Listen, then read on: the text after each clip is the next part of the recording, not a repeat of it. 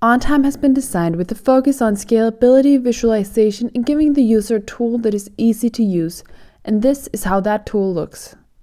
The first thing you'll notice when opening the group calendar is a clear and graphical overview of your and your colleagues' schedules and whereabouts. Here you have all your colleagues' calendar entries with the amount of details that you've been given the right to see. This means that there might be colleagues who you can only see availabilities on, while you can see all the meeting and entry details and others like the agenda and location. I can choose which people I want to see in my calendar by choosing between different groups, which is described much further in another video.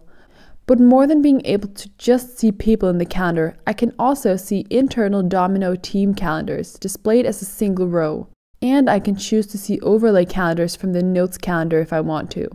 The events in the calendar have different colors. This is what we call legends, and it describes the type of event, depending on whether it is, for example, a client meeting or working from home.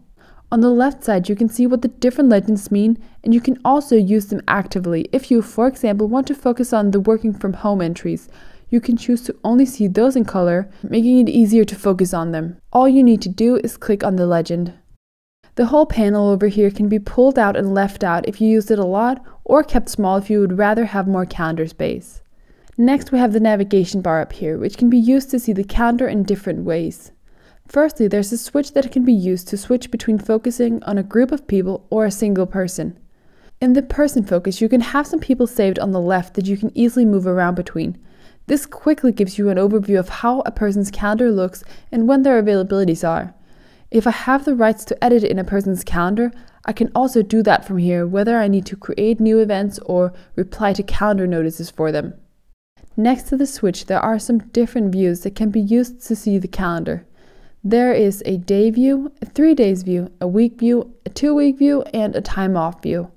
All views are configurable, so for example, when I look at my 3 days view, I can click on the arrow and I can then see that I have some different options available. I can set the time frame that I want to see in the calendar. This means that I only see the relevant time during the day, giving me a simpler overview. I can choose the number of days I want to see in the day view, so I might change it from 3 to 6 days. The row height defines how many overlapping events I can see while still being able to see the event description. This allows me to make it small if I want to fit many people into the view, or large if I'm working in a team where it is more important to see details. I can choose to show availability, which shows working hours for the individual in the calendar and are made to give colleagues a general overview of when they can expect you to be working. Lastly, I can choose whether or not I want to see overlays in the calendar. I can also adjust things in the other views. In the week view, for example, I can also choose whether or not I want to show weekends. I do this by saying no to showing weekends, and now it just gives me my 5-day work week. In the navigation bar, I can also choose to see the time off view, which gives me an overview of when people are away from the office.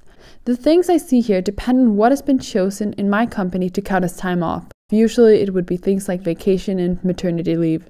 This makes it really easy to plan and coordinate holidays, whether it is about getting something done before people go on vacation or making sure that there is always someone from the IT department who are working. After the different views, I have a question mark. This leads you to the YouTube playlist relevant for the version of OnTime you are running. This way you are never far away from a helping hand if you have trouble figuring something out. Lastly, in the top right corner, I have the settings. From here, I can do a few different things. Firstly, I can set the language and date time format for my calendar.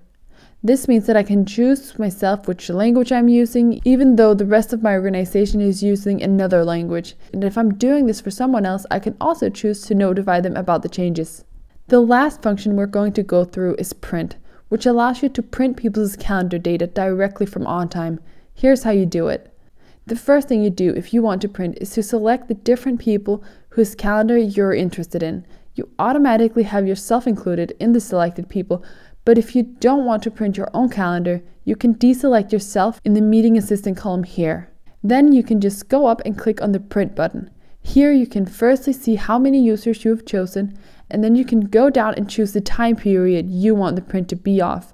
Underneath here you can then choose how you would like the print to look. Whether you want it to be shown like the days or the weeks view from the group calendar, if you want to include weekends, and if you want the print to be vertically or horizontally oriented.